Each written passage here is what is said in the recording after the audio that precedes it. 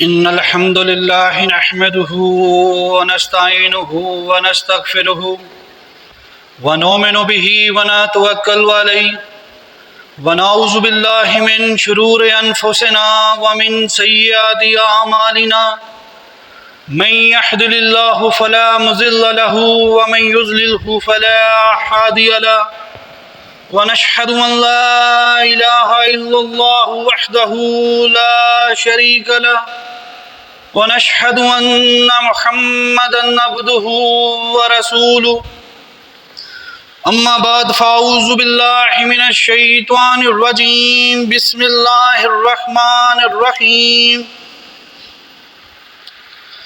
وَقَضَىٰ رَبُّكَ أَلَّا تَعْبُدُوا إِلَّا إِيَّاهُ وَبِالْوَالِدَيْنِ إِحْسَانًا إِمَّا يَبْلُغَنَّ عِندَكَ الْكِبَرَ أَحَدُهُمَا أَوْ كِلَاهُمَا فَلَا تَقُل لَّهُمَا أُفٍّ وَلَا تَنْهَرْهُمَا وَقُل لَّهُمَا قَوْلًا كَرِيمًا وَاخْفِضْ لَهُمَا جَنَاحَ الذِّلِّ مِنَ الرَّحْمَةِ وَقُل رَّبِّ ارْحَمْهُمَا كَمَا رَبَّيَانِي صَغِيرًا صدق اللہ العظیم رب اشرح لی صدری ویسر لی امری واحلل عقدۃ من لسانی یفقہوا قولی رب زدنی علما رب زدنی علما۔ تمام تر تعریفیں حمد و ثنا اللہ تبارک و تعالیٰ کے لیے ہیں جو مالک کائنات خالق ارض و سما ہے، کہ جس نے اس ساری کائنات کو پیدا کیا، اس کے اندر بے شمار نعمتیں عطا کیں، لاکھوں اربوں کی تعداد کے اندر نعمتیں عطا کیں، اور پھر اس انسان کو پیدا کیا اور اشرف المخلوقات بنایا، تمام مخلوقات سے شرف بخشا، اعلیٰ بنایا، اور ان تمام نعمتوں کو اس کے لیے مسخر کر دیا، اس کے تابع کر دیا کہ انسان ان نعمتوں کو استعمال کرتا رہے، اپنی زندگی کے اندر بہتری لاتا رہے۔ کچھ نعمتیں تو ایسی ہیں جس کو انسان استعمال کر کر اپنے جسمانی فائدے حاصل کرتا ہے، اپنی صحت کے لیے استعمال کرتا ہے، اپنی بڑھوتری کے لیے استعمال کرتا ہے، اور کچھ نعمتیں اللہ سبحانہ و تعالیٰ نے اس کے دیکھنے کے لیے بنائی کہ انسان دیکھے اور خوش ہوئے، اس کا دل اس بات کی گواہی دے کہ واقعی یہ رب الکائنات کی جو خلقت نے بنائی ہے، یہ جو زمین و ارض بنایا ہے، یہ جو پہاڑ بنائے ہیں، یہ جو چاند ستارے بنائی ہیں، یہ جو ندیاں نالے بنائے ہیں، سمندر بنایا ہے، یہ جو رنگا رنگ کے پھول بنائے ہیں، تتلیاں بنائی ہیں، یہ سب میرے خالق کی تخلیق ہے، یہ اس عظیم ذات کی تخلیق ہے کہ جو سب سے اعلیٰ ہے، جس کا ہمسر کوئی نہیں ہے، جس کا ساجی کوئی نہیں ہے۔ انسان ان نعمتوں کو دیکھ کر خوش ہوتا ہے، خوشنما نظر آتی ہیں اسے چیزیں۔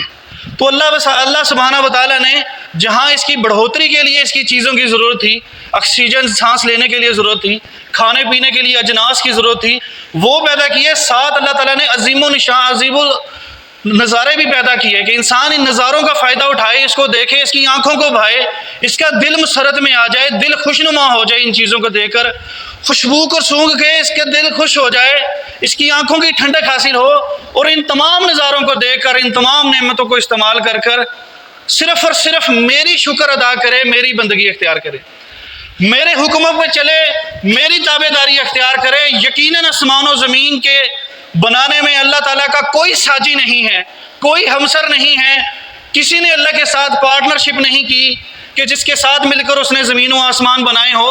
لہٰذا یہ اللہ سبحانہ و تعالیٰ کا حق ہے کہ ہم اس کو وحدہ لا شریک مانتے ہوئے اس کی بندگی اور اس کی اطاعت کرتے رہیں۔ اللہ سبحانہ و تعالیٰ سورہ بنی اسرائیل سورت نمبر 17 آیت نمبر 23 کے اندر فرماتے ہیں وَقَضَىٰ رَبُّكَ، تیرے رب نے حکم دیا، تیرے رب نے ارشاد فرمایا اِلَّا تَعْبُدُوا إِلَّا إِيَّاهُ، کہ اگر تم نے بندگی کرنی ہے تو صرف میری کرنی ہے اور کسی کی نہیں کرنی، اگر تابع داری اختیار کرنی ہے تو میری کرنی ہے تابع داری اختیار، اور کسی کی تابع داری اختیار نہیں کرنی۔ عبادت صرف اس ذات کی ہوگی جس نے اسے پیدا کیا ہے اور اس کے لیے بے شمار نعمتوں کو پیدا کیا ہے۔ بے شک اس اللہ تبارک و تعالیٰ کا یہ حق ہے کہ ہم اس کی بندگی کریں، اس کی اطاعت کریں۔ دنیا کے اندر اللہ آپ دیکھتے ہیں کہ جتنے بھی مسلمان ہیں جب ان کو عبادت کا کہا جاتا ہے کہ آپ اللہ کی عبادت کریں، تو عبادت میں سب سے بڑی جو عبادت ہے جسمانی طور پر وہ نماز ہے۔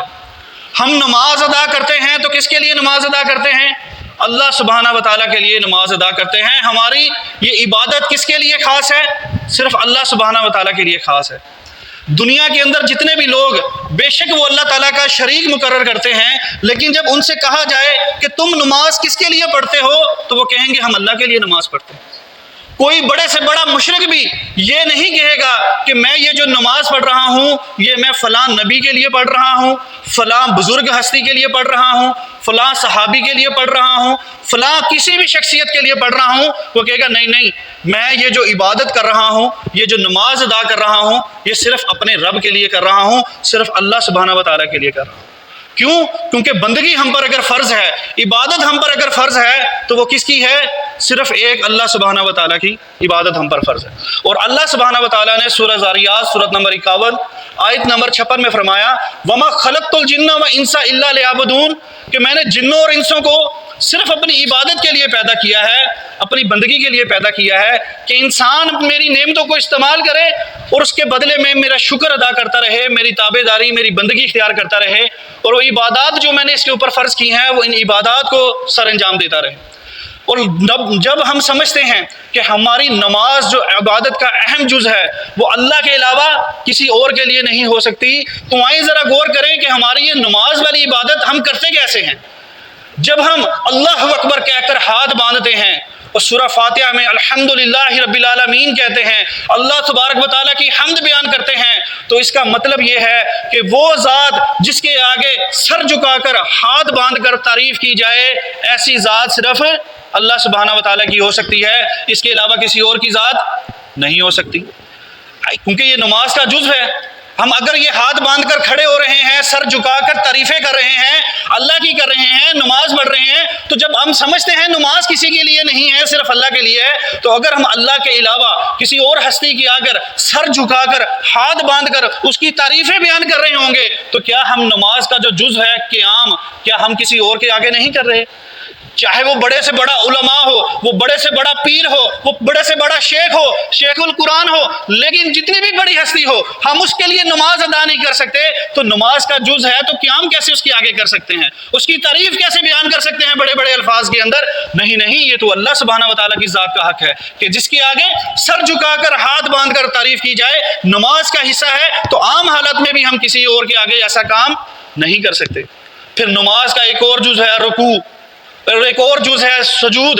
جب ہم رکوع کرتے ہیں، جھک جاتے ہیں اللہ کے آگے، تو یہ نشاندہی ہے کہ نماز میں ہم اگر اللہ کے آگے جھک رہے ہیں، اس کے علاوہ ہم کسی اور کے آگے جھک نہیں سکتے، چاہے وہ قبر ہے، چاہے وہ پیر ہے، چاہے وہ جتنی بھی بڑی ہستی ہے، آپ اس کے آگے جھک نہیں سکتے۔ ایک روایت میں آتا ہے کہ آپ صلی اللہ علیہ وسلم مسجد کے اندر تشریف فرما تھے کہ کچھ لوگ آئے جو ابھی ابتدائی طور پر اسلام قبول کیے تھے، اور آ کے آپ کے سامنے اس طرح رکوع کیا، جھک گئے جیسے کسی بادشاہ کے آگے جھک جاتے ہیں، تو اللہ کے رسول نے انہیں منع فرمایا اور کہا یہ حق صرف میرے خدا کا ہے، یقیناً یہ بڑے سے بڑا بادشاہ بھی حق نہیں رکھتا کہ اس کے آگے تم جھک جاؤ، اس کے آگے رکوع کی حالت میں چلا جائے۔ تو انسان کا یہ جو رکوع والا عبادت ہے، جو نماز کا ایک اہم حصہ ہے جس کے بغیر ہماری نماز ادھوری ہے، تو وہ جز جو ہے رکوع والا، وہ اللہ کے علاوہ کسی اور کے لیے نہیں ہو سکتا۔ اسی طریقے سے نماز کا ایک اور جز ہے، وہ ہے سجدہ۔ اللہ کے آگے اپنی پیشانی لگا دینا، ماتھا ٹیک دینا، یہ سجدہ اللہ کے علاوہ کسی اور کے لیے نہیں ہو سکتا، کیونکہ ہم سمجھتے ہیں نماز اللہ کے لیے ہے، اللہ کے علاوہ کسی اور کے لیے نماز نہیں پڑھی جا سکتی، تو نماز کا جو جز ہے سجدہ، وہ بھی کسی اور کے لیے نہیں کیا جا سکتا۔ اگر انسان جتنے سی بڑی اپنی بڑی سے بڑی مخلوقات کو سمجھے کہ یہ بہت ہی اعلیٰ ہے، بہت ہی مرتبے میں بلند ہے، چاہے وہ نبی کیوں نہ ہو، نبی کے آگے سجدہ کرنے سے بھی اللہ تعالیٰ نے منع فرمایا ہے کہ اے انسان تو نے سجدہ کرنا ہے تو صرف مجھے کرنا ہے، میرے علاوہ کسی کو سجدہ نہیں کرنا ہے۔ لیکن آپ دیکھتے ہیں کہ لوگ مداروں درباروں پر مزاروں پر جاتے ہیں اور وہاں نہ صرف ناک رگڑتے ہیں بلکہ پراپر ایک سجدہ کرتا ہے، سر جھکاتے ہیں۔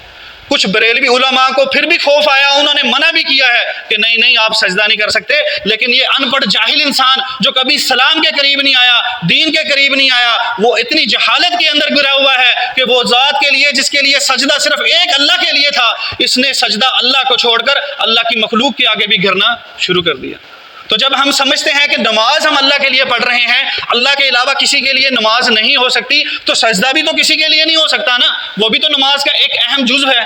تو جتنا بھی ہم نے چیزیں پڑھی ہیں یہ ساری اللہ کے لیے ہیں، تو یہ ہمیں اللہ کے لیے ہی کرنی چاہیے۔ اگر ہم اللہ کے علاوہ کسی اور ہستی کے اور بزرگ کے لیے نماز پڑھیں گے تو ہم کہیں گے کہ اس نے اللہ کا شریک مقرر کر لیا ہے، یہ اللہ کی عبادت بھی کر رہا ہے اور اللہ کے غیر کی عبادت بھی کر رہا ہے، یہ اللہ کے آگے بھی جھک رہا ہے اور اللہ کے علاوہ اور ہستیوں کے آگے بھی جھک رہا ہے۔ ہمارا کلمہ تو تھا لا الہ الا اللہ محمد الرسول اللہ، کوئی الہ نہیں ہے اللہ کے علاوہ، محمد صلی اللہ علیہ وسلم اللہ کے رسول ہیں۔ جب ہم انکار کر دیتے ہیں تمام الہوں کا، تمام خداؤں کا، کہ کوئی بھی خدا نہیں ہے، کوئی بھی الہ نہیں ہے، کوئی بھی حاجت روا نہیں ہے، کوئی بھی مشکل کشا نہیں ہے، کوئی بھی بگڑی ہوئی کو بنا نہیں سکتا، کوئی بھی داتا دستگیر نہیں ہے، اگر ہے الا اللہ مگر صرف ایک اللہ ہے، عبادت ہوگی تو صرف اللہ کی عبادت ہوگی، اللہ کے علاوہ کسی اور کی عبادت نہیں ہوگی۔ اگر ہم اللہ کے علاوہ کسی اور کی عبادت کریں گے تو اس کا مطلب ہے ہم نے لا الہ الا اللہ نہیں کہا، ہم نے اللہ کے علاوہ اور الہ کا انکار نہیں کیا۔ تو ہمارا کلمے کا جو جز ہے کہ ہم الہ کا انکار کریں، تمام خداؤں کا انکار کریں، تو وہ ہم سے چھوٹ جاتا ہے۔ اللہ فرماتے ہیں کہ جو شخص ایسا کرے گا وہ شرک پر مبنی ہے، وہ کیا کرتا ہے؟ اللہ کے ساتھ شرک کرتا ہے، اللہ کا ساجی بنا لیتا ہے۔ شرک کہتے ہیں کہ اللہ کے ساتھ کسی کو پارٹنرشپ بنا لینا، جو کام اللہ کر سکتا ہے ہم کہیں کہ یہ کام کوئی اور بھی کر سکتا ہے، اس کا مطلب ہم اللہ کا شریک بنا رہے ہیں۔ میں کہوں کہ اللہ سبحانہ و تعالیٰ انسان کو پیدا کر سکتا ہے، اولاد کو پیدا کر سکتا ہے، اولاد دینے والا اللہ ہے۔ اگر کوئی کہے اللہ کے علاوہ فلاں ہستی بھی اولاد دے سکتی ہے تو اس کا مطلب ہے ہم نے اللہ کا شریک مقرر کر دیا۔ میں کہوں میری مصیبت کو ٹالنے والا اللہ ہے، اگر مجھ پر کوئی مصیبت آ جائے تو اس کو کون دور کر سکتا ہے؟ اللہ۔ اگر میں کہوں کہ اللہ کے علاوہ کوئی اور بھی کر سکتا ہے تو اس کا مطلب اللہ بھی کر سکتا ہے، کوئی اور بھی کر سکتا ہے، تو اللہ کا شریک نہ ہو گیا؟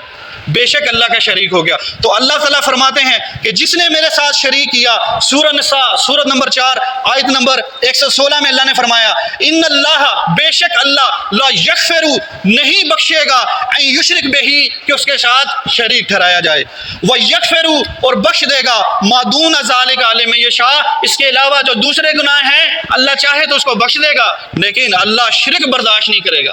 اللہ شرک کیوں نہیں برداشت کرے گا؟ کیونکہ اسلام میں داخلے کا جو کلمہ تھا لا الہ الا اللہ، تو نے اس کا انکار کر دیا ہے کہ اللہ کے علاوہ کوئی الہ نہیں ہے۔ اے اللہ کے بندے، تو نے اللہ کا شریک بنا کر اس لا الہ کا انکار کر دیا ہے، اس لیے تجھے کہنا پڑے گا کہ لا الہ الا اللہ، کوئی بھی الہ نہیں ہے مگر صرف ایک اللہ ہے۔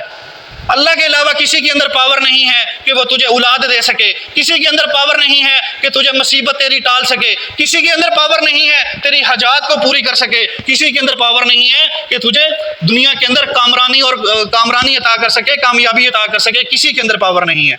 اور جس نے بھی اللہ کا شریک بنایا، اللہ فرماتے ہیں میں اسے ہرگز معاف نہیں کروں گا۔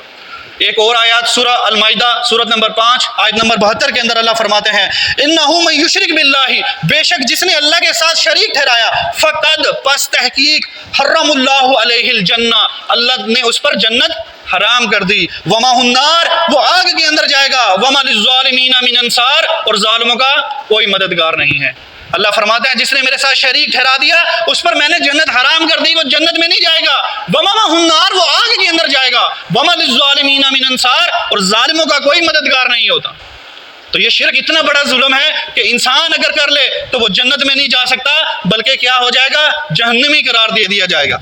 پھر ہم اس کی اور زیادہ اگر سوچیں کہ اس کی ممانعت کس قدر ہے، تو ایک تو یہ ہے کہ تمام انبیاء جتنے بھی آئے سب کا ایک ہی نعرہ تھا لا الہ الا اللہ تفلحوا، کہو کہ اللہ کے علاوہ کوئی الہ نہیں ہے، فلاح پاؤ جاؤ گے۔ تو تمام انبیاء نے یہی دعوت دی کہ اللہ کو چھوڑ کر اللہ کے غیر کی، نہ بت کی، نہ انسان کی، نہ جو ہے وہ جانوروں کی، اور نہ ہی ملائکہ کی، کسی بھی ہستی کی جو کائنات میں موجود ہے، تم عبادت، تم بندگی، تم سور و پکار، تم حاجت کے لیے ہاتھ ہاتھ اٹھا نہیں سکتے، اگر ہاتھ اٹھاؤ گے تو صرف اللہ کے لیے اٹھاؤ گے اور کسی کے لیے نہیں اٹھاؤ گے۔ یہ تمام انبیاء کرام کی دعوت تھی، اسی کے لیے تو اللہ تعالیٰ نے بھیجا تھا کہ لوگوں کو بتا کہ میں ایک الہ ہوں، میرے علاوہ کوئی الہ نہیں ہے، جن کو میرے چھوڑ کر میرے سوا پکارتے ہیں یہ تم مکھی تک نہیں پیدا کر سکتے۔ اللہ فرماتے ہیں الذین یدعون من دون اللہ لا یخلقوا الذبابا، جس کو میرے سوا تم اللہ کے علاوہ پکارتے ہو، لا یخلقوا، وہ نہیں پیدا کر سکتے، ذبابا، مکھی تک کو پیدا نہیں کر سکتے۔ ہم تو سوچتے ہیں یہ میری اولاد دے گا، یہ تو فلاں سرکار مجھے بیٹا عطا کرے گی، یہ تو فلاں سرکار میری جو ہے وہ 5 بیٹے ہو گئے ہیں، 6 بیٹے، مجھے بیٹی نہیں ہوئی، مجھے بیٹی عطا کرے گی۔ نہیں، بیٹے اور بیٹیاں دینے کی ذات تو اللہ سبحانہ و تعالیٰ کی ہے۔ تو نبیوں کی بھی یہی دعوت تھی۔ لیکن ایک اور بڑی خوبصورت آیت اللہ تعالیٰ نے فرمایا، سورہ انعام آیت نمبر 88، 18 برگزیدہ نبیوں کا نام لیا، 18 انبیاء کا نام لے کر فرماتے ہیں اللہ تعالیٰ نے فرمایا اگر یہ تمام انبیاء اکرام ولو اشرکو، اگر شرک کرتے، لحبط عنہم ما کانوا یعملون، تو ہم تمام انبیاء کے جتنے بھی اچھے اعمال تھے غارت کر دیتے، تباہ کر دیتے۔ بے شک نبی بڑی اونچی ذات ہے، بے شک بڑے محنتی اور صالحین لوگ ہیں، لیکن اگر یہ بھی غفلت میں پڑ کر، اگر یہ بھی کفر میں مبتلا ہوتے، میرے ساتھ شریک ٹھہراتے، تو ان کا سارا کیا ہوا اعمال غارت کر دیے جاتے۔ نبیوں کے لیے یہ اتنی بڑی اللہ تعالیٰ نے وعید سنائی ہے، کیونکہ شرک ایک ایسی بیماری ہے، شرک ایک ایسا گناہ ہے کہ جس کی نہ تو بخشش ہے بلکہ ان پر جہنم جو ہے وہ واجب ہو جاتی ہے۔ اب شرک کے بارے میں تو ہم نے سن لیا کہ یہ کیا ہے، یہ بہت ہی بڑا گناہ ہے، ہمیں اس سے بچنا ہے۔ اگر کوئی انسان اللہ کا شریک بناتا ہے تو وہ کیا کرتا ہے، جہنمی ہو جائے گا، اللہ تعالیٰ اسے ناراض ہو جائیں گے۔ اب دیکھیں ہم شرک کہاں کر رہے ہیں۔ جیسے میں نے بتایا نماز جو ہماری عین عبادت ہے، ہم اللہ کے علاوہ کسی اور کے لیے نماز نہیں پڑھ سکتے۔ عام سے عام بندہ بھی آپ کو کہے گا کہ میں نماز اللہ کے لیے پڑھتا ہوں جی، اللہ کے علاوہ کسی کے لیے نہیں پڑھتا۔ جو رکوع کرتا ہوں وہ بھی اللہ کے لیے، جو سجدہ کرتا ہوں وہ بھی اللہ کے لیے۔ جب ہم نماز پڑھتے ہیں تو اس کے اندر سورہ فاتحہ کے اندر ہم کہتے ہیں ایاک نعبد و ایاک نستعین، ہم صرف تیری ہی بندگی کرتے ہیں اور تجھ ہی سے مدد مانگتے ہیں۔ علماء کرام کہتے ہیں یہ فعل مضارع ہے، اس کا معنی حال اور مستقبل دونوں میں جائے گا، تو یہ بھی ترجمہ اس کا ہے ہم تیری ہی عبادت کرتے ہیں اور کریں گے، ہم تجھ ہی سے مدد مانگتے ہیں اور مانگیں گے۔ بے شک عبادت اللہ ہی کے لیے اور کسی کی عبادت نہیں ہو سکتی۔ ویسے اگر مدد کے لیے پکارنا ہے تو وہ بھی صرف اللہ کو پکاریں گے اور کسی کو مدد کے لیے نہیں پکاریں گے۔ لیکن اگر کوئی کہے کہ میں اللہ کو بھی پکاروں گا اور اللہ کے غیر کو بھی پکاروں گا، یعنی یا اللہ بھی کہوں گا، یا اللہ مدد بھی کہوں گا اور یا رسول مدد بھی کہوں گا، تو کیا میں نے مدد کے لیے اللہ کے غیر کو نہیں پکارا؟ کیا رسول اللہ صلی اللہ علیہ وسلم کو نہیں کہا اے رسول میری مدد کر، یا رسول اللہ مدد؟ حالانکہ نماز میں تم دعویٰ کر رہے ہیں ایاک نستعین، ہم صرف تجھ ہی سے مدد مانگیں گے یا اللہ، اور تجھ سے ہی مانگتے رہیں گے، تجھ ہی سے مانگتے ہیں اور تجھ ہی سے مانگیں گے، لیکن نعرہ لگا رہے ہیں یا رسول مدد۔ تو کیسے ہم اللہ کے علاوہ کسی اور کو پکار سکتے ہیں؟ پکارنا تو ایک عبادت ہے، اس پکار کو دعا کہا جاتا ہے۔ ہم دعا کریں تو کس کے لیے کریں، کس کی آگے کریں دعا؟ صرف اللہ کے آگے دعا کر سکتے ہیں۔ اللہ کے علاوہ کسی اور کو پکار، دعا کے لیے ہاتھ اٹھا، اپنی جھولی اٹھا نہیں سکتے۔ اگر کوئی ذات ہے جس کے آگے ہاتھ پھیلایا جائے، جس کے آگے جھولی پھیلائی جائے، وہ صرف ایک ہے، اللہ کی ذات ہے کہ جس کو مدد کے لیے پکارا جا سکتا ہے غائبانہ طور پر، اس کے علاوہ کسی اور کو غائبانہ طور پر پکارا نہیں جا سکتا۔ کیونکہ پہلے تو پکارنا ہی شرک ہے، کسی کو کہنا ہی کہ یا رسول اللہ مدد، یا علی مدد، یا غوث اعظم مدد، یہ کہنا ہی کفر ہے۔ لیکن اگر ہم پکار رہے ہیں، شرک کر رہے ہیں، ذرا سنو، ذرا سوچو کہ یہ ہماری آواز کو سن بھی رہے ہیں؟ کیا ہماری پکار کو سن بھی رہے ہیں؟ ایک شخص یہاں موجود نہیں ہے، ہم اس کو پکاریں گے تو کہنے والا کہے گا نا میرا بھائی لاہور میں بیٹھا ہے، میں یہاں کہوں علی بات سنو، علی بات سنو، تو کیا کہے گا یار پاگل تو نہیں ہو گیا، وہ لاہور میں بیٹھا ہے یہاں کہاں سن سکتا ہے؟ لیکن جو شخص فوت ہی ہو گیا، زندہ ہی نہیں ہے، ہم اس کو پکار رہے ہیں۔ اگر پکار رہے ہیں تو اس کے ساتھ منسلک ایک اور عقیدہ ہے جس کی ہم دعوت دے رہے ہیں، جس کا پرچار کر رہے ہیں، وہ ہے حاضر و ناظر۔ ہم رسول اللہ صلی اللہ علیہ وسلم کو پکارتے ہیں، علی رضی اللہ تعالیٰ عنہ کو پکارتے ہیں، اور ہم سمجھتے ہیں یہ ہماری پکار کو سن رہے ہیں، وہ یہاں موجود ہیں، ہماری پکار کو، ہماری مدد کو آئیں گے، ہماری مصیبت کو دور کریں گے، وہ یا اللہ یا رسول مدد کہتے ہیں، وہ ہماری پکار کو سن رہے ہیں۔ تو ذرا سوچو، ہر جگہ حاضر و ناظر، اگر کوئی ہستی ہے تو کون سی ہے؟ اللہ سبحانہ و تعالیٰ کی ہے جو ہر جگہ موجود ہے، جو انسان کی شارک سے زیادہ قریب ہے۔ اللہ فرماتے ہیں تم دو ہوتے ہو تو وہ تیسرا تمہارے ساتھ ہوتا ہے، تم تین ہوتے ہو تو وہ چوتھا تمہارے ساتھ ہوتا ہے۔ اللہ تو خلوت میں، جلوت میں، عام جگہ پر، تم پہاڑوں کی غاروں کے اندر چلے جاؤ وہاں بھی اللہ تمہارے ساتھ موجود ہے۔ لیکن اگر کہیں کہ اللہ کے علاوہ کوئی اور ہستی بھی ہمارے ساتھ موجود ہے تو کیا یہ اللہ کی شراکت داری نہ ہو گئی، کہ اللہ کا شریک نہ ہو گیا، کہ ہم کہیں اللہ بھی جو ہے وہ میری مدد کو آ سکتا ہے، میری پکار کو سن سکتا ہے، اور علی حضرت رضی اللہ تعالیٰ بھی ہماری پکار کو سن سکتے ہیں، میری مدد کے لیے آ سکتے ہیں۔ تو یہ حاضر و ناظر کا ماننا شروع کر دیا انہیں۔ پہلے تو پکارنا شرک، اور جب پکار بھی لے تو تب یہ سوچنا کہ وہ میری مدد کو آئیں گے، یہ اس سے بڑا شرک ہے۔ وہ تو نہ ہماری پکاروں سے نہ بلد ہیں، وہ تو فوت ہو گئے ہیں، موت آ گئی ہے ان کے اوپر، وہ قیامت والے دن دوبارہ زندہ کر کے اٹھائے جائیں گے، نہ ہم ان کو پکار سکتے ہیں، نہ ہی وہ ہماری پکار سن کر ہماری مدد کے لیے آ سکتے ہیں۔ کیوں؟ کیونکہ وہ دنیا سے رخصت ہو چکے ہیں، دنیا سے جا چکے ہیں۔ ہمیشہ یاد رکھیے گا یہ پکارنا عبادت اللہ سبحانہ و تعالیٰ کی سب سے پسندیدہ عبادت ہے۔ آپ جانتے ہیں اللہ کے رسول نے بار بار دعا کرنے کا کہا ہے۔ کون سا عمل ہے جس کے بارے میں اللہ نے دعا کرنے کا نہیں کہا؟ آپ پانی پیتے ہیں، پینے کے لیے، کھانے کے لیے دعا پڑھتے ہیں، بسم اللہ الرحمن الرحیم، کھانے کی دعا ہے، کپڑے پہننے کی دعا ہے، بیت الخلاء جانے کی دعا ہے، نیک کام کرنے کی دعا ہے، حتیٰ کہ بیوی سے مباشرت کرنے کی دعا اللہ نے بتائی ہے کہ تم صالح اولاد کے لیے دعا کرو۔ ہر عمل کے لیے دعا کرنے کا کہا ہے۔ سونے سے پہلے کی دعا، اگر اٹھ جاؤ تو پھر دعا مانگو، کاروبار شروع کرنے لگے ہو تو تب دعا مانگو، اگر دوستوں کے ساتھ بیٹھے ہو تب دعا مانگو۔ کس وقت دعا سے نہیں کہا؟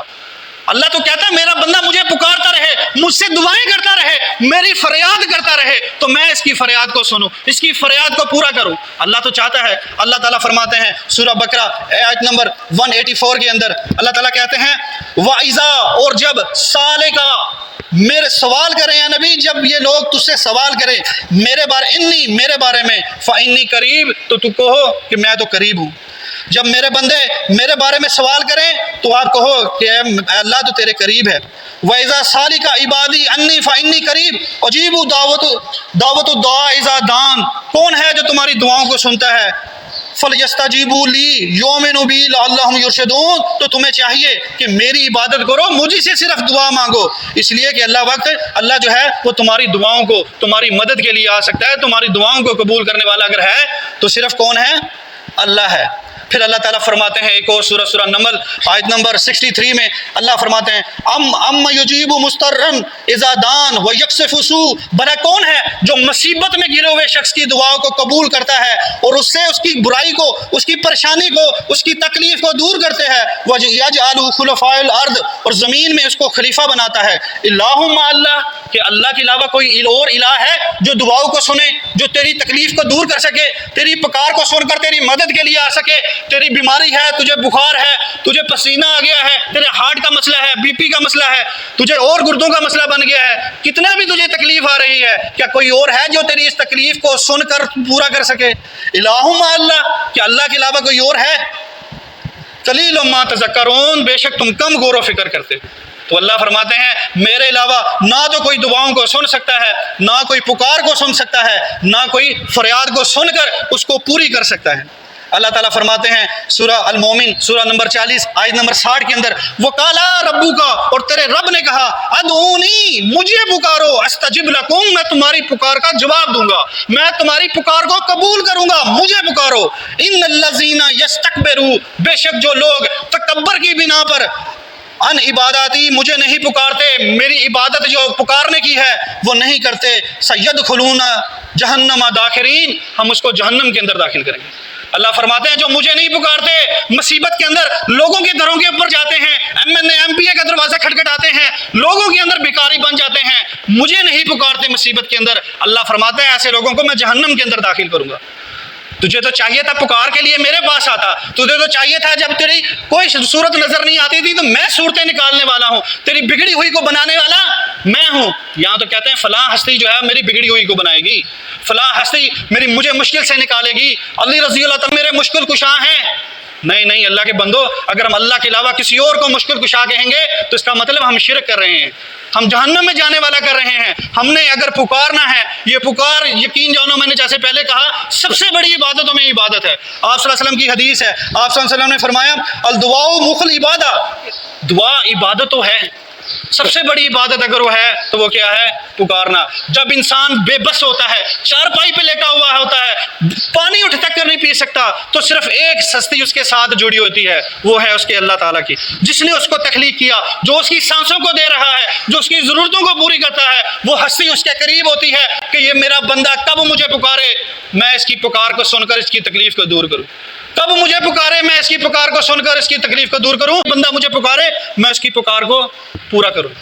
لوگوں نے مختلف عقیدے بنائے ہوئے ہیں کہ یار یہ جو چیز ہے یہ نقصان پہنچا دیتی ہے، نعوذ باللہ تعویذ کے اندر اثر ہے، کوئی جادو کر کے تمہیں بیمار کر سکتا ہے، یہ کالی ہانڈی تمہیں جو ہے وہ نظر بد سے بچائے گی، یہ جوتا لٹکا لو گاڑی کے آگر یہ ٹھکے گی نہیں، ایکسیڈنٹ نہیں ہوگا اس کا۔ کیا مصیبتوں کو دینے والی ذات یہ جوتی ہے یا اس کو نکالنے والی جوتی ہے؟ ہرگز نہیں، کوئی بھی ذات جو ہے کسی کو نکال نہیں سکتی۔ اللہ فرماتے ہیں سورہ انعام سورۃ نمبر 6 آیت نمبر 17، وَإِن يَمْسَسْكَ اللَّهُ بِضُرٍّ، بھلا کون ہے جو تمہیں تکلیف میں ڈال دے تو اس کی تکلیف کو دور کر سکے۔ اگر اللہ تمہیں کسی تکلیف میں ڈال دے، بھلا کوئی ہے جو اس تکلیف کو دور کر سکے؟ اور پھر فرما رہے ہیں اور اگر تمہیں اللہ خیر دینا چاہے تو کوئی ہے جو تیری خیر کو روک سکے؟ اللہ کے علاوہ کوئی تکلیف کو نہ دور کر سکتا ہے، نہ خیر کو کوئی روک سکتا ہے۔ مثال دیتا ہوں، اللہ سبحانہ و تعالیٰ چاہتے ہیں میں صحت یاب ہوں، میں تندرست رہوں، لیکن اگر کوئی مجھ پر جادو کر دے، مجھے نظر لگا دے، یا نظر لگ گئی اب یہ بیمار ہو جائے، کوئی پھونک ڈالے میں بیمار ہوں، اللہ تو چاہتا ہے یہ صحت مند ہو، اگر کوئی چیز دوسری مجھے بیمار کر دے گی تو ذرا بتاؤ طاقتور چیز کون سی ہوئی؟ اللہ سبحانہ و تعالیٰ کی ذات طاقتور ہوئی یا وہ تعویذ وہ جادو کی پھونک زیادہ طاقتور ہوئی؟ اللہ کہتا ہے نہیں، اس کو تکلیف نہیں آنی چاہیے، میں کہتا ہوں پھونک سے آ گئی۔ اگر بیمار اگر اللہ کرنا چاہ رہا ہے مجھے صحت نہیں دینا چاہ رہا، میں لاکھ ڈاکٹروں کے پاس جاؤں، لاکھ ادویات استعمال کروں، لاکھ پھونکے مروا لوں، لاکھ تعویذ لٹکا لوں، پورا قرآن گلے میں لٹکا لوں، مجھے تکلیف میری دور ہو سکتی ہے؟ نہیں ہو سکتی۔ کیوں؟ کیونکہ رب نہیں چاہتا، رب کی منشا نہیں ہے۔ تو جب سمجھ گئے ہم کہ تکلیف بھی اللہ کی طرف سے آتی ہے اور تکلیف دور بھی اللہ کی طرف سے ہوتی ہے، تو پھر نظر بد کا عقیدہ کس طرح کہہ سکتے ہیں کہ یہ نظر لگی یہ بیمار ہو گیا؟ میرے بھائیو ذرا بتاؤ، اللہ یہ کام نہیں چاہتا، آپ کہتے ہو کہ فلاں چیز سے یہ ہو جاتا ہے، اگر کہتے ہیں اللہ نے کر دیا تو پھر اللہ نے کیا تو پھر پھونک کا کیا اثر، پھر جادو کا کیا اثر، پھر نظر کا کیا اثر؟ جب کرنا ہی اللہ نے بیمار ہے تو پھر آنکھ نے نظر کی تو یہ بیمار ہو گیا، کیسے ہو گیا بھائی؟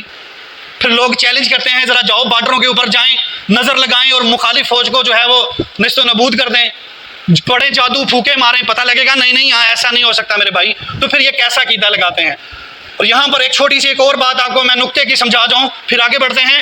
یاد رکھیے ایک خالق ہے، ایک اس کی مخلوق ہے، ایک پیدا کرنے والا ہے اور ایک پیدا ہونے والا ہے، دونوں برابر نہیں ہو سکتے، خالق اور مخلوق برابر نہیں ہو سکتے۔ میں نے کمپیوٹر بنایا ہے، کمپیوٹر میرے برابر نہیں ہو سکتا، اس کو جو میں نے پروگرامنگ دی ہے وہ وہی کرے گا، 2 + 2 = 5 کہہ دوں گا تو وہ 5 ہی لکھے گا، کیونکہ میں نے پروگرامنگ میں فٹ کر دیا ہے، وہ مجھ سے بڑھ نہیں سکتا۔ تو ایک خالق ایک کائنات ہے جس نے تجھے پیدا کیا، جس نے زمین و آسمان میں بے شمار نعمتیں پیدا کی، تو وہ مخلوق جو اللہ کی پیدا کی ہوئی ہے اللہ سے بڑھ کیسے سکتی ہے؟ اللہ کی منشا کے خلاف کسی کو تکلیف دے کیسے سکتی ہے؟ اللہ کی رضا کے علاوہ کسی کو خوشحال، کسی کو نفع پہنچا کیسے سکتی ہے؟ تو یاد رکھیے اپنے خالق کو پکاریے، یہ سب سے بڑی عبادت ہے کہ ہم اللہ کو پکاریں اور اللہ کے علاوہ کسی اور کو نہ پکاریں۔ اسی لیے سورہ بنی اسرائیل میں اللہ تعالیٰ نے فرمایا وَقَضَىٰ رَبُّكَ، تیرے رب نے ارشاد فرمایا إِلَّا تَعْبُدُوا إِلَّا إِيَّاهُ، کہ میری ہی بندگی کرو، صرف مجھے ہی پکارو، مجھ سے ہی تکلیف دور کرنے کے لیے جولی پھیلاؤ، میرے ہی آگے گڑ گڑاؤ، میرے ہی آگے رونے رہو اپنی تکلیفوں کے، میں ہی تمہاری تکلیفوں کو دور کر سکتا ہوں۔ اور پھر آگے فرماتے ہیں اللہ سبحانہ و تعالیٰ وَبِالْوَالِدَيْنِ إِحْسَانًا، اور اپنے والدین کے ساتھ احسان کرو۔ یاد رکھو اللہ سبحانہ و تعالیٰ نے قرآن مجید کے اندر 5 جگہ پر اللہ کے حق کے بعد فوراً والدین کا حق آیا ہے۔ اللہ نے اپنا حق بیان کرنے کے بعد فوراً والدین کا حق دیا ہے۔ اے انسان، دنیا میں جب تو آیا تھا تیرے سب سے بڑے خیر خواہ اگر کوئی تھے تو تیرے والدین تھے، ان کے ساتھ احسان کرنا ہے، حق ادا نہیں کرنا، احسان کرنا ہے۔ حق ادا کیسے ہوتا ہے؟ آپ نے 100 کی چیز لی، 100 روپیہ واپس دے دیا، یہ حق ادا ہوا ہے، احسان نہیں۔ احسان کب ہوگا؟ 100 کے بدلے میں آپ نے 120 دیے ہیں، یہ جو اوپر والے 20 دیے ہیں یہ آپ نے احسان کیا ان پر۔ انسان ذرا سوچے اپنے والدین کے احسان جو اس نے اس پر کیے تھے۔ جب ابھی پیدا نہیں ہوا تھا تو اس کا والدین کے دل میں خواہش ہو گئی تھی اللہ ہمیں میرے نیک اور صالح اولاد کر۔ جب اس کے گھر اولاد پیدا ہو گئی، جگہ جگہ خوشی کے نعرے لگائے، مٹھائیاں بنوائی اور جو ہے وہ دیگیں تقسیم کی کہ اللہ نے مجھے اولاد دی ہے، خوشی سے پھولے نہیں سما رہا تھا تیرا والد جب تو پیدا ہوا تھا، تیری والدہ نے کس قدر مشقتوں کے اندر، مشکلات کے اندر تجھے پالا ہے جب تو پیدا نہیں ہوا تھا۔ اللہ تعالیٰ سورہ لقمان میں فرماتا ہے حملتہ امہ، تیری ماں نے تجھے اٹھایا، احنن علی احنن وحنن علی احنن، تجھے تکلیف پر تکلیف، کمزوری سے کمزوری برداشت کرتے ہوئے تجھے پیٹ میں اٹھایا، پھر اللہ فرماتے ہیں اس کے بعد 2 سال تک تجھے دودھ پلاتی رہی، اپنی کمزوری برداشت کرتی رہی، اپنی ہڈیوں کا جوس پلاتی رہی، راتوں کو اٹھ کر تیرے پیمپر چینج کرتی رہی، راتوں کو اٹھ کر تجھے دودھ پلاتی رہی، تیرے کھانے کا بندوبست کرتی رہی، ساری رات سو کے نہیں دیکھا تیرے والد تیری والدہ نے، تیرے اوپر اتنے احسان ہیں، آج تو اس کا قدر کرنے کے لیے تیار نہیں ہے، آج ان کے پاس بیٹھنے کے لیے تیار نہیں ہے، دیکھنے کے لیے تیار نہیں ہے میرے والدین صحیح طریقے سے سو رہے ہیں یا انہیں کوئی تکلیف بھی ہے یا نہیں ہے، ان کے پاس جانے کے لیے تیار نہیں ہے۔ ایک صحابی نے رسول اللہ صلی اللہ علیہ وسلم سے کہا مختلف چیزیں بتا کر، کیا میں نے اپنی والدہ کا حق ادا کر دیا ہے مال کا؟ اللہ کے رسول نے فرمایا کہ تو نے تو اس رات کا بھی حق ادا نہیں کیا کہ جس رات تیری ماں نے تجھے سوکے پہ لٹا کر خود گیلے پہ سوئی تھی، تو نے صرف اس ایک رات کا احسان حق ادا نہیں کیا۔ چلو کوئی انسان کہہ بھی دے جی میں نے بہت کچھ کیا اپنے والدین کے لیے، میں بہت کچھ کرتا ہوں، لٹا دیا ہے میں نے والدین کو، پلکوں پہ بٹھایا ہے، تو تو نے حق ادا کیا ہے۔ اللہ تو احسان کرنے کا کہہ رہا ہے، انسان تجھے کہتا ہے تو نے حق نہیں ادا کرنا، تو نے اپنے والدین پر احسان کرنا ہے، احسان برگر کرنا ہے۔ تو سوچ بھی نہیں سکتا کہ تیرے والدین کے تیرے پر کتنے حق ہے۔ ماں تو رات کو سو کے نہیں دیکھتی تھی، والد تو پریشانی کی حالت کے اندر گھر سے نکلتا تھا، گرمی تھی تو گرمی میں گیا، سردی تھی تو سردی میں گیا، صبح دھند پڑی ہوئی ہے تو دھند کے اندر نکل گیا کہ میں نے اپنی اولاد کے لیے کما کے لانا ہے، اپنی ساری جوانی ضائع کر دی، اپنی ساری مال و دولت جو اس نے زندگی میں اکٹھی کی تھی اس اولاد پہ لگا دی۔ آج اولاد اپنی والدین کو پوچھنے کے لیے تیار نہیں ہے کہ ابا تجھے کسی چیز کی ضرورت ہے، تیرے پاس کوئی چیز چاہیے تو نہیں لا میں تجھے دے دوں، نہیں۔ ایک بزرگ کہتے ہیں کہ جب ایک سونے کی اینٹ گلتی ہے نا تو ایک اولاد تیار ہوتی ہے، ایک انسان جوان ہوتا ہے، اتنی محنت کی ہے، آج اپنے والدین کے لیے وہی اولاد جو ہے وہ ہاتھ گھوٹ لیتی ہے کہ کوئی زیادہ نہ دینا پڑ جائے۔ وہ والدین جنہوں نے راتوں کو جاگ کے گزارا، ان کے کمرے کے پاس نہیں کوئی جا کے دیکھتا کہ پوچھ لیں کہ یار رات کو نیند ٹھیک آ رہی ہے۔ والدین رات کو تڑپ کے سو رہے ہوتے ہیں، ساتھ بیٹے کا کمرہ ہوتا ہے، لیکن ان کے دل کے اندر رحم دیکھو، وہ بیٹے کا دروازہ کھڑکا کے نہیں کہتے ذرا بھائی رہو مجھے تکلیف ہے، وہ سوچتے ہیں میرا بیٹا سارا دن گرمی میں سارا دن دھوپ میں محنت کر کے آیا ہے، کیا میں اب اسے اٹھاؤں رات کو، اسے کہوں مجھے ہسپتال لے جا رات کے ٹائم میں، چلو کیسے بھی کر میں کیا کرتا ہوں رات کو ٹال دیتا ہوں، صبح ہوگی دیکھ لیا جائے گا، لے لوں گا میں کوئی دوائی، یہ رات میرے ساتھ گزر جائے، یہ رات کسی طریقے سے گزر جائے، کوئی مسئلہ نہیں ہے۔ والدین تو بڑھاپے میں بھی اپنی اولاد کا سوچتے ہیں، ان کے بارے میں سوچتے ہیں، ان کی نیند کے بارے میں، ان کے آرام کے بارے میں، بڑھاپے کی حالت میں سوچتے ہیں۔ انسان سمجھتا ہے میں اپنے والدین پر احسان کر رہا ہوں، اور پھر احسان کیسے کرنا ہے؟ اللہ سبحانہ و تعالیٰ نے کیا فرمایا؟ او کلاہما، جب تمہارے والدین دونوں یا دونوں میں سے کوئی ایک بڑھاپے کی حالت میں پہنچ جائیں، فلا تقل لہما افوین، تو انہیں اف تک نہ کہو، اف نہ کہو، اف کیا کر دیا، اف یہ تو نے کیا کر دیا میرے والد، اف اماں جی یہ کیا کر دیا، اف نہیں کہنا۔ یا تو کہتے ہیں تو نے میرے لیے کیا ہی کیا ہے، تو نے کیا کیا میرے لیے، امی تیری وجہ سے میری زندگی تباہ ہو گئی ہے، تیرے حکموں پر چل کر میں تباہ برباد ہو گیا ہوں، تو نے تو میری زندگی برباد کر دی ہے، مجھے تو فلاں میں کسی جوگا نہیں رہا، معاشرے میں میری عزت نہیں رہی۔ اللہ معاف کرے کہتے ہوئے میں ڈرتا ہوں، لوگ تو کچھ ایسے ہیں جو اپنے والدین کا تعارف کرواتے ہوئے ڈرتے ہیں کہ یہ میرا والد ہے صاحب، اپنے دوستوں میں تعارف نہیں کروا سکتے، اپنے بھائی کا تعارف نہیں کراتے، یار یہ میرا والد ہے، میرا بھائی ہے، یہ بھی ملو میرے ساتھ ہے، میرا بھائی ہے، نہیں تعارف نہیں کرواتے، وہ سمجھتے ہیں پتہ نہیں کہ میری عزت کم ہو جائے گی، نعوذ باللہ۔ ان لوگوں نے احسان کرنا ہے۔ اللہ تعالیٰ سورہ لقمان میں فرماتا ہے ان شکر، میرا شکر ادا کر اور والدین کا شکر ادا کر۔ اللہ نے جتنی بھی نعمتیں دی ہیں سب سے پہلا حق اللہ کا ہے کہ اللہ کا شکر ادا کریں۔ پھر میں نے جیسے بتایا قرآن میں 5 جگہ پر والدین کا کہا ہے کہ اپنے والدین کا شکر ادا کر، میرے بندے اپنے والد کا جس نے ساری محنت کی ہے اس کا شکر ادا کر، کسی کا شکر ادا کرنے کا نہیں کہا۔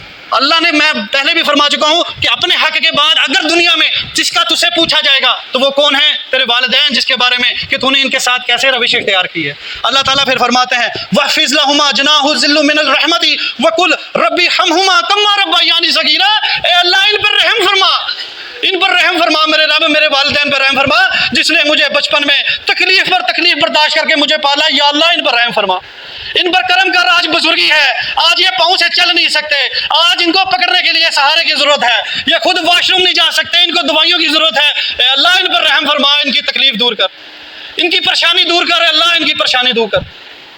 रसूलुल्लाह सल्लल्लाहु अलैहि वसल्लम से पूछा गया, ए अल्लाह के रसूल, मेरे एहसन सलूक का सबसे बड़ा मुस्तहिक कौन है? अल्लाह ने फरमाया तेरी माँ। फरमाया उसके बाद कौन हक रखता है मेरे एहसन सलूक का? फरमाया तेरी माँ। कहा अच्छा उसके बाद? कहा तेरी माँ। फिर कहा चलो चौथे नंबर पे बता दें। फिर फरमाया तेरा बाप। 3 हिस्से बताए माँ के, चौथे हिस्से पर आया बाप। माँ की कदर ज्यादा इसलिए कही गई है, वैसे तो बाप की बहुत ज्यादा कदर है, सारी जो है कफालत का जिम्मा बाप का है, पाल पाल कर बड़ा उसने किया है, लेकिन माँ का इसलिए क्योंकि बचपन से उंगली पकड़कर मुंह पर जब खाना नहीं चबा सकता था तो इसने दूध पिलाया, कपड़े बनाए, नहाया, इसकी हर जरूरत को पूरा किया, तरबियत की, सुबह शाम अपने साथ लिटाया, खुद तो साइड में होकर सो गई लेकिन पूरे बिस्तर पर अपने बच्चे को लिटाया। तो सबसे ज्यादा अगर औलाद पर हक है तो उसकी माँ का है। बाप तो बाहर जाता है, कमाता है, हाँ बाप का भी हक बहुत ज्यादा है, सिर्फ माँ का नहीं है।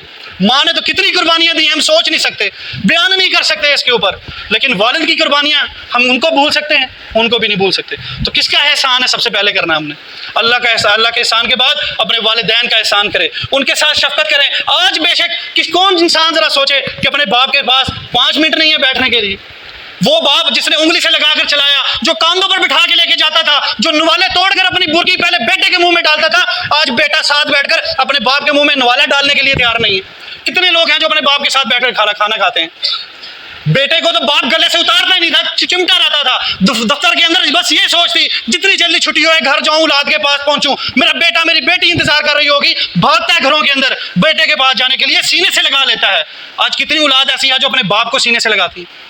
लगाया कभी अपने बाप को सीने के साथ? लगाते भी हैं तो बस कंधे के साथ कंधा टच करते हैं, बस ये टच किया और ये वापस। बस जरा 2 मिनट के लिए गले से लगा के तो देखो अपने बाप को, 2 मिनट लगातार गले से लगाओ और उसके बाद हटकर सिर्फ अपने बाप का चेहरा देखो, देखो ना कैसी खुशी महसूस होती है उसके चेहरे पर। रसूलुल्लाह सल्लल्लाहु अलैहि वसल्लम ने फरमाया सिर्फ 2 चीजें ऐसी हैं कि जिनको सिर्फ देख लो ना, देख लो तो उसका भी अजर तुम्हें मिलता है, सवाब मिलता है। एक बैतुल्लाह, दूसरा तुम्हारे माँ बाप। सिर्फ माँ बाप को देख लेने से इतना अजर मिलता है कि कोई हिसाब नहीं। सिर्फ उनको रहमत की निगाह से, घूरी डालकर नहीं, आंखें चढ़ाकर नहीं, सिर्फ रहमत की निगाह से उन्हें सिर्फ देखना है। अल्लाह फरमाता है मैं देखने का अजर तुझे दूंगा। आप देखने के लिए तैयार नहीं है। माँ की गोदी में पहले उठते नहीं थे, आज माँ की गोदी में जाने के लिए तैयार नहीं है। माँ को पता नहीं, ये समझते हैं कि ये मेरे जो है खानदान है, मेरे बीवी बच्चों को शायद बुरा समझती है, इसके करीब जाने के लिए तैयार नहीं। याद रखना रसूलुल्लाह सल्लल्लाहु अलैहि वसल्लम की बात गलत नहीं हो सकती। दुनिया में अगर तुम्हारा कोई सबसे बड़ा खैर हुआ है तो वो तेरे वालिदैन है, जो तुझे ना आग में जाता देख सकते हैं, ना परेशान होता देख सकते हैं। अगर बाप वालिदैन को पता लग जाए ना मेरा बेटा आज बीमार है या मेरा बेटे को आज परेशानी है, तो रो रो के मसल्ला भिगो देंगे, अपने रब के हाथ दुआ करते हैं या अल्लाह इस मेरे बच्चे की तकलीफ दूर कर। सारी जिंदगी मैंने इसकी तकलीफ दूर की, अल्लाह आज ये खुद कफील हो गया है, इसकी सारी परेशानियों को दूर कर। वो रो रो के मसल्ले भिगो देंगे तुम्हारी खातिर। तुमने कभी उनसे पूछा ही नहीं। तुम समझते हो शायद इसे मेरे पैसों की जरूरत है। कभी पूछो अपने वालिदैन से उनको क्या चाहिए।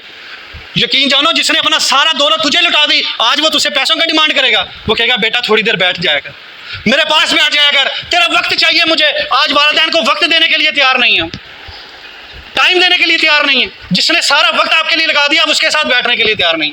दोस्तों के लिए बहुत टाइम है, उनके साथ दावतें उड़ाने के लिए बहुत टाइम है, फॉरेन का ट्रिप करने के लिए बहुत टाइम है। छुट्टियां करके हम और मामला जरूर कर लेते हैं। शादी ब्याह के अंदर 10-10 दिन तक हमारे जो है वो फंक्शन चलते हैं, सब तैयार हैं। दिन के अंदर 2 घंटे, यार 2 घंटे नहीं, लगातार अपने माँ बाप के साथ बैठ सकते। बैठ जाएं तो फिर बीवी कहती है जी देखो माँ के पीछे लग गया, माँ बाप की खिदमत करने लग गया, मेरे पास नहीं आता। अल्लाह के बंदे, औलाद पर सबसे बड़ा हक उसके वालिदैन का है, उसके बाद बीवी और बच्चों का आता है। अपने वालिदैन को क्यों भूले हुए तुम लोग? उनके पास 2 मिनट बैठो। घड़ियां चाहते हैं वो तुम्हारी, वक्त चाहते हैं, और इसके ऊपर आप समझदार हैं सारे। जरा सोचो, औलाद वाले भी हैं। आज औलाद को सीने से लगाकर जब आप औलाद के पास बैठे होते हैं, खुशी होती है ना। सारी जिंदगी 40-50 साल की जिसने तुम्हारे साथ तुम्हें गले से लगाकर जिंदगी गुजारी, अपना मालो दौलत गुजारी, तो क्या आज उसका दिल नहीं करता कि यार मैं दोबारा इसके पास बैठूं? सारी जिंदगी लगा दी साथ बैठने के लिए, आज हम उनके साथ बैठने के लिए तैयार नहीं। जिसकी एक आदत बन जाती है ना, बाउंड बन जाता है अपनी औलाद के साथ कि बस मेरा बेटा मेरी आंखों के सामने रहे, बस मेरा बेटा मेरी आंखों के सामने रहे। अगर वो बेटा ही सामने नहीं होगा तो क्या होगा? एक और आखिरी बात करता हूं मैं। अल्लाह के रसूल ने फरमाया कि जो शख्स अल्लाह की बारगाह में अपनी मगफरत तलब करते हुए एक आंसू का कतरा गिरा देता है, एक आंसू का कतरा, तो अल्लाह फरमाते हैं मेरी जात की कसम, अगर उसके गुनाह जमीन और आसमान के भी बराबर हैं तो मैं उन सारे गुनाहों को मिटाने के लिए तैयार हूं। सिर्फ एक आंसू का कतरा गिरा दे मेरी बारगाह के अंदर, एक आंसू का कतरा। अल्लाह को इतनी कदर है अपने इंसान की, एक आंसू की इतनी कदर है। اب ذرا دل پر ہاتھ رکھے سوچو، کیا ان والدین کے دل میں اگر ایک بھی آنسو کا قطرہ گر جائے آپ کے غم کی وجہ سے، آپ کی تکلیف کی وجہ سے، آپ کی یاد کے اندر، آپ کی جدائی کے اندر، آپ کی دوری کی وجہ سے اگر ایک بھی قطرہ ان کے دل سے، ان کی آنکھوں سے نکل جائے تو بتاؤ اللہ اس کی راج نہیں رکھے گا؟ کیا ہو سکتے ہو دنیا کے اندر تم کامیاب؟ کیا ہو سکتی ہے کامیابی تمہارے لیے؟ اللہ کے بندو سوچو، مہربانی ہے فکر کریں، اپنے اولادوں کو سینے سے لگائیں، اور اپنے والدین جن جن کے حیات ہیں، یہ بہت بڑی نعمت ہے میرے ساتھیوں، جن کے والدین نہیں ہیں آپ ذرا ان سے پوچھ کے دیکھیں کس طرح بیتی ہے۔ للہ اپنے والدین کی قدر کیجیے۔ سبحانک ربک رب العزۃ عما یصفون وسلام علی المرسلین والحمد للہ رب العالمین۔